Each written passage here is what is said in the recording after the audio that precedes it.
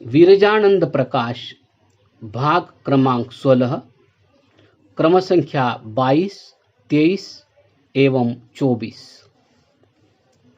क्रम संख्या 22 संस्कृत अध्यापन जगत में अकल्पिता क्रांति संवत 1916।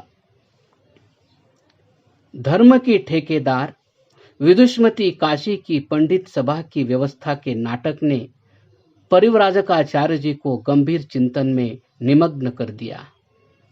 वे अध्यापन बंद कर कुछ दिन रात्रिंदिवा विचार परायण रहे। सम्यक मीमांसा कर उन्होंने निश्चय किया कि अनार्ष ग्रंथ अनर्थ की मूल है और कहा कि भट्टोजी मूर्ख था। बस उस दिन से उनकी पाठशाला में अनार्ष ग्रंथों का बहिष्कार होकर आर्ष युग प्रवृत्त हुआ। अब दंडी जी प्रक्रिया ग्रंथ अर्थात वैयाकरण सिद्धांत कौमुदी का व उसके व्याख्या ग्रंथों के प्रति एक पदे ही वितराग ही नहीं प्रत्युत उनके घोर द्वेषी बन गए। वे कहने लगे कुत्सित अर्थात निंदा पात्र तीन है। एक, सूत्र क्रम तोड़कर अध्ययन मार्ग बिगाड़ने वाले भट्टोजी दीक्षित आदि प्रथम कुत्सित है। दो, उनके ग्रंथ दूसरे कुत्सित हैं। तीन, उन ग्रंथों के पढ़ने हारे तीसरे कुत्सित है। ये तीनों मिलकर कुत्सित त्रय अथवा कत्री कहते हैं। दंडी जी के पास दो दाक्षिणात्य भाई, एक भट्ट गोपीनाथ तथा दो सोमनाथ पढ़ते थे। उनको आज्ञा दी कि कत्रीकृत इन कूड़े को अर्थात कौमुदी मनोरमा शेखर आदि अनार्ष व्याकरण ग्रंथों को यमुना में प्रवाहित करके सचैल स्नान करके आओ। इन दोनों ने उन ग्रंथों को घर में रख दिया और आकर कह दिया कि प्रवाहित कराए। दंडी जी को किसी अन्य छात्र से यह भेद ज्ञात हो गया तो उन्होंने उपर्युक्त दोनों छात्रों को सदा के लिए पाठशाला से निकाल दिया। शब्दानुशासन अर्थात अष्टाध्यायी की उपलब्धि का प्रकार पूर्व लिख आए हैं।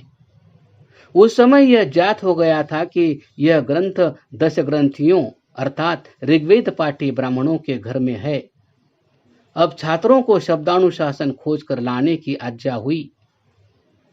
छात्र महान प्रयत्न करके दूसरे दिन एक त्रुटित पुस्तक लाए। उसमें अनेक पत्ते लुप्त थे। अनेक दाक्षिणात्य ब्राह्मणों से बहुत प्रार्थना करने पर बड़े क्लेश से यह पुस्तक मिली थी। इसी एक पुस्तक पर पाठ चलने लगे और पुस्तकों की खोज चलती रही। ततः दंडी जी ने एक पुस्तक शुद्ध करवा दी। लेखकों से उसकी प्रतिलिपियां 3-3, 4-4 रुपए में करवा दी गई। जैसे जैसे श्री दंडी जी के आर्ष युग के छात्रों का आधिक्य हुआ वैसे वैसे ही पुस्तकों का प्रचार भी अधिकाधिक वृद्धिंगत हुआ। यहाँ तक कि पाणिन्याष्टक के पाठ का घोष धीरे धीरे काशी तक पहुँच गया तथा वहाँ के कौमुदी पाठी पंडित भी सूत्र पाठ का विचार करने लगे। अब पुस्तक विक्रेता छापने लगे। आरंभ में इसका मूल्य 14 आने हुआ। फिर तो शब्दानुशासन 20 स्थानों पर छप गया और 2-2 आने में बिक गया। इस ग्रंथ के अध्यापक एकमात्र दंडी जी ही थे। काशिस्थ विद्वान इस कठिन कर्म में समर्थ न हुए। शब्दानुशासन के उद्धार के पश्चात महाभाष्य की खोज प्रारंभ हुई। नवानिक अर्थात शब्दानुशासन के प्रथम पाद का भाष्य तो प्रज्ञाचक्षु जी ने काशी में ही कंठस्थ कर लिया था और कदाचित अंगाधिकार अर्थात शब्दानुशासन के 6ठ अध्याय के चतुर्थ पाद से 7th अध्याय समाप्ति पर्यंत 1.25 अध्याय का भाष्य भी कंठस्थ किया हो एवं अधिकतः 1.5 अध्याय का भाष्य कंठस्थ किया था। शेष 6.5 अध्याय का भाष्य अब लगभग 81 वर्ष की अवस्था में कंठस्थ किया। वनमाली चौबे जो संभवतः संवत 1916 में या उससे कुछ पूर्व दंडी जी के शिष्य बने थे और जो कृष्ण शास्त्री के साथ प्रस्तावित शास्त्रार्थ के स्थिरीभूत स्थल पर विद्यमान भी थे, प्रतिदिन रात्रि को 2 घंटे में 5 पत्र स्मरण कराते थे। दिन में अध्यापन से अवकाश न होने के कारण 81 वर्षीय दंडी जी रात्रि में 5 पत्र नित्य कंठस्थ करते थे। रात्रि में ही उस पर मनन भी होता था। प्रभात में जो भी छात्र प्रथम आता था उसे भाष्य के पत्र पकड़ाकर अपना अधीत पाठ सुनाते थे कि यथायथ अधिकृत हुआ वा नहीं। दंडी जी आर्ष युग के प्रारंभ से अपनी आयु गिना करते थे। उससे पूर्व जीवन को वे वृथा यापित समझते थे। वे कहा करते थे, अष्टाध्यायी महाभाष्ये 2 व्याकरण पुस्तके ततो अन्यत् पुस्तकम यत्तु तत्सर्व धूर्त चेष्टितम। श्री सरस्वती जी के नववर्ष व्यापी महान प्रयत्न तथा संवत 1926 में ऋषि दयानंद के काशी में सर्व व्याकरणों को चारों खाने चित्त कर देने का बड़ा व्यापक प्रभाव पड़ा, परंतु काशीस्थ पंडित शब्दानुशासन पढ़ाने में कृत कार्य न हो सके। यह सौभाग्य तो केवल दंडी जी का ही भाग था, पर सूत्र पाठ को कंठस्थ करना तथा कौमुदी पढ़ाते हुए अनुवृत्तियां बताना आरंभ हो गया था। सिद्धांत कौमुदी की पुस्तकों में भी सूत्रों के पते छपने लगे थे। काशी के एक विद्वान ओरम भट्ट विश्वरूप ने सिद्धांत कौमुदी ग्रंथ को सूत्र पाठ क्रम से व्यवस्थित कर व्याकरण दीपिका नामनी टीका लिखी। यह प्रथम काशी के पंडित पत्र में प्रकाशित हुई। तदनंतर संवत 1973 ख्रीस्ताब्द 1916 में पुस्तक रूप में भी मुद्रित हुई। ऋषि दयानंद ने संवत 1922 में जयपुरी पंडितों को व्याकरण में भी खूब झकझोरा था। उनके आंदोलनों का एक परिणाम पाणिनीय सूत्रवृत्ति नामक पुस्तिका है। यह शब्दानुशासन की संक्षिप्त व्याख्या है, जो जयपुराधीश रामसिंह जी की पत्नी रूप कुमारी देवी की आज्ञा से पंडित जानकीलाल माथुर सतीर्थ पंडित शिवदत्त दादिमत ने लिखी थी। ऋषि दयानंद के अप्रतिम व्याकरण ज्ञान से प्रभावित काशीस्थ पंडित महाभाष्य के अध्ययन अध्यापन में भी यत्किंचित प्रवृत्त हुए। कुरुक्षेत्र प्रदेश के निवासी श्री पंडित हरनाम दत्त जी ने काशी में श्री बालशास्त्री से समग्र महाभाष्य पढ़ा और यावत जीवन अन्य नवीन व्याकरण ग्रंथों के साथ समग्र भाष्य भी छात्रों को पढ़ाते रहे। आर्य समाज के प्रसिद्ध विद्वान पंडित गंगा दत्त जी अर्थात स्वामी शुद्ध बोध तीर्थ ने समग्र भाष्य काशी में इनसे ही पढ़ा था। भाष्याचार्य पंडित हरनाम दत्त जी संवत 1968 व 1969 में गुरुकुल महाविद्यालय ज्वालापुर में भी पढ़ाते रहे थे। क्रम संख्या 23 आर्ष ग्रंथ प्रवर्तनार्थ महान उद्योग संवत 1916 से 1925। उत्तर भारत ने संवत 1914 अर्थात ख्रीस्ताब्द 1857 में स्वातंत्र्य लाभ का भागीरथ प्रयत्न किया था। पंजाब, बंगाल, आसाम का इसमें सहयोग न था। पंजाब तथा नेपाल ने तो प्रत्युत अंग्रेजों को ही सर्वात्मनता सहायता की थी। उत्तर प्रदेश तथा बिहार का बलिदान महान था।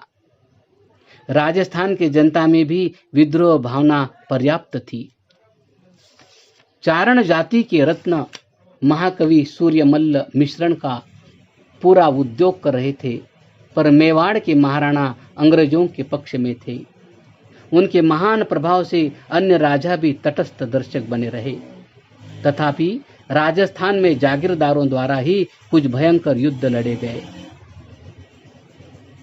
आहुआ के धनी खुशाल सिंह ने अनेक बार जोधपुर तथा अंग्रेजी सेना को परास्त किया। मध्य भारत में झांसी की वीर रानी लक्ष्मी देवी ने अंग्रेजों को दहला दिया। जनता अंग्रेजों के विरुद्ध थी, पर ग्वालियर नरेश अंग्रेजों के भक्त रहे। तथापि मध्य भारत में अनेक युद्ध हुए। दक्षिण में मराठे आदि अंग्रेजों के पर्याप्त विपरीत थे, पर बड़ौदे के गायकवाड़ तथा भाग्यनगर अर्थात हैदराबाद की निजाम की अंग्रेज भक्ति ने सब काम बिगाड़ दिया। देशद्रोहियों की उत्तर प्रदेश आदि में कमी न थी। पारस्परिक सहयोग का प्रायः सर्वथा अभाव था, अतः अंग्रेज सफल हो गए। बड़े बड़े युद्ध प्रायः संवत 1914 में लड़े गए। संवत 1915 में भी देशभक्त यत्र तत्र समराग्नि कुंड में आहुतियां देते रहे। अवध अर्थात उत्तर प्रदेश में कुछ छुटपुट टक्करें संवत 1916 में भी हुई, पर संवत 1915 में ही अंग्रेजों का शासन प्रायः निष्कंटक बन चुका था। इंग्लैंडेश्वरी विक्टोरिया ने भारत का शासन दंड व्यापारी कंपनी से अपने हाथ में ले लिया और धर्म में हस्तक्षेप न करने की घोषणा की। गवर्नर जनरल लॉर्ड कैनिंग ही इंग्लैंड की रानी के भारत में प्रथम प्रतिनिधि बने। उन्होंने भारत में घूम घूम कर दरबार करके विक्टोरिया की घोषणा को जनता को सुनाया। इसी प्रसंग में संवत 1916 मार्गशीर्ष 1859 नवंबरांत में आगरे में कैनिंग ने दरबार किया। राजस्थान व मध्य भारत के सारे राजगण निमंत्रित थे। हमारी वर्तमान कथा से संबद्ध जयपुराधीश सवाई रामसिंह भी इसमें आए थे। हमारे चरित्र नायक दंडी जी का निश्चय था कि आर्ष ग्रंथों के निराशी अनार्ष ग्रंथों ने ही देश का अशेषविध अमंगल किया है। अब जब तक आर्ष ग्रंथों की पुनः प्रतिष्ठा न होगी, देश का कल्याण असाधित ही रहेगा। वे नेत्र रहित होने से देश में परिभ्रमण कर आंदोलन करने में असमर्थ थे। दूसरे, ये कार्य राजकीय शक्ति के सहयोग बिना साध्य भी नहीं होते। दंडी जी का विचार था कि कोई समर्थ राजा का एक सार्वभौम सभा करे, उसमें देश के सारे विद्वानों को निमंत्रित करें। उस सभा में मैं ग्रंथ मर्यादा स्थापित करूं तो आर्ष ग्रंथ प्रवृत्त हो जाएंगे। इसमें उनका अनुमान था कि 3 लाख रुपए व्यय होंगे। राजगण में तत्व ग्रहण में सर्वाधिक समर्थ दंडी जी के परम भक्त महाविद्योत्साही अलवर महेंद्र विनय सिंह यदि जीवित होते तो वे निश्चित में भी गुरुवादेश पालन को कटिबद्ध रहते और यह कार्य अनायास सिद्ध हो जाता। पर देश के दुर्भाग्य से विनय सिंह का स्वर्गवास संवत 1914 में ही हो चुका था। तदानीन्तन राजगण में जयपुराधीश्वर राम सिंह कुछ क्षात्र गुण संपन्न थे, अतः प्रज्ञाचक्षु जी की दृष्टि उन पर गई और 81 वर्षीय दंडी जी युगल किशोर तथा जगन्नाथ दोनों सहित आगरा पधारे। श्री प्रज्ञाचक्षु जी जयपुराधीश द्वारा सूचित समय पर स्वशिष्यों सहित उनके पट मंदिर अर्थात वस्त्र निर्मित आश्रय स्थान पर पहुंचे। महाराज ने आते हुए दंडी जी का सदस्य आगे बढ़कर स्वागत किया, उनको अपने आसन पर बैठाया और स्वयं आसन पर समासीन होकर अपना परिचय दिया। विद्यार्थियों ने यज्ञोपवीत सहित श्रीफल व मथुरा के पेड़े भेंट करते हुए उत्तम स्वर से आशीर्वादात्मक मंत्र पढ़े और महाराज ने भेंट स्वीकृत कर कृतार्थता प्रकट की। उस समय जयपुर नरेश के समीप रीवा वाले पुरंदर कवि, बूंदी के पंडित केदारनाथ शास्त्री एवं तिरहुत के पंडित राजविलोचन ओझा नैयायिक विद्यमान थे। इस प्रकार पंडित त्रय परिवृत्त जयपुराधीश्वर रामसिंह तारागण समावृत रजनीश्वर के समान सुशोभित थे।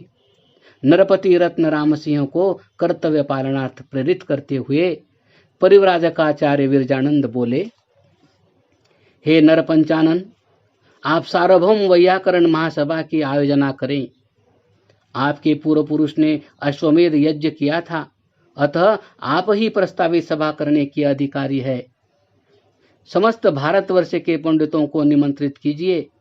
उनके उपस्थित होने पर आपके समक्ष सिद्ध कर दूंगा कि सिद्धांत कौमुदी आदि अनार्ष ग्रंथ सर्वथा अपाठ्य है और अष्टाध्यायी महाभाष्य आदि आर्ष ग्रंथ मात्र अध्येतव्य है। इन्हीं के अध्ययन व अध्यापन से राजा प्रजा दोनों का कल्याण होगा। हम 2 घंटे में सबको निश्चय करा देंगे। जो राजा आर्ष ग्रंथ पठन पाठन प्रवृत्त करा देगा वह सार्वभौम महाराज होगा। आपको विजय पत्र दिलवा देंगे।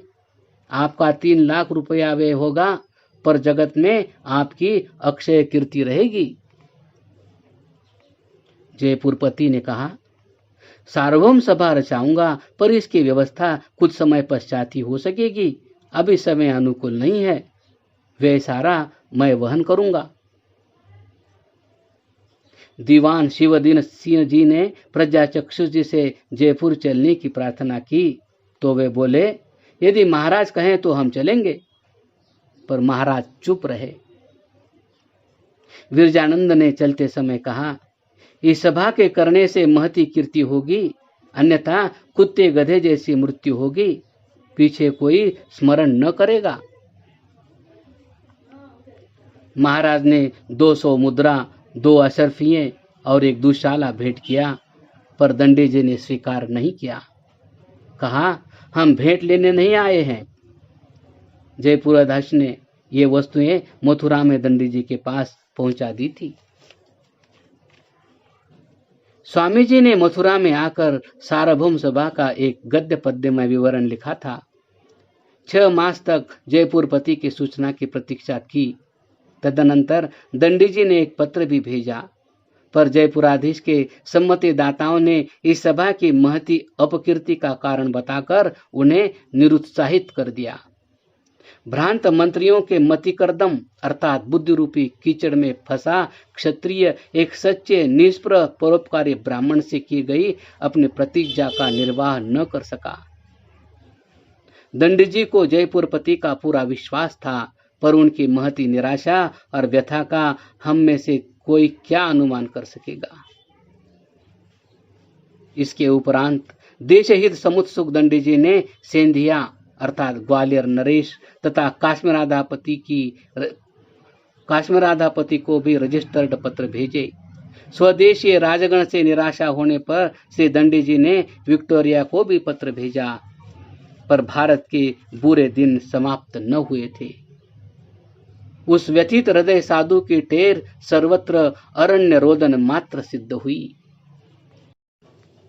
क्रम संख्या 24। अनंताचार्य तथा वासुदेव स्वामी से शास्त्रार्थ संवत 1916। वृंदावन के रंगाचार्य के 3 गुरुजन श्रीनिवासाचार्य, वाचस्पति मिश्र तथा कृष्ण शास्त्री, इनकी चर्चा ऊपर हो चुकी है। इनके एक अन्य गुरु प्रतिवादी भयंकर अनंताचार्य भी थे। इन्हीं के साथ ये कांची से उत्तर में आए थे। इनके साथ दंडी जी का शास्त्रार्थ मुरसान में संवत 1917 में 3 मास तक हुआ। दंडी जी रात्रि मथुरा में ही बिताते थे, अर्थात नित्य मुरसान जाते वो लौट आते थे। 3 मास पश्चात अनंताचार्य ने अब पत्र व्यवहार द्वारा शास्त्रार्थ करूंगा कहकर अपना पीछा छुड़ाया। इसी संवत 1917 में कार्तिक शुक्ला के पश्चात विरजानंद का वृंदावन में हिम्मत बहादुर की कचहरी में वासुदेव स्वामी से शास्त्रार्थ हुआ। इस स्थान में अब शाहजी का मंदिर बन गया है। इस शास्त्रार्थ में स्वामी दयानंद सरस्वती भी उपस्थित थे। क्रमशः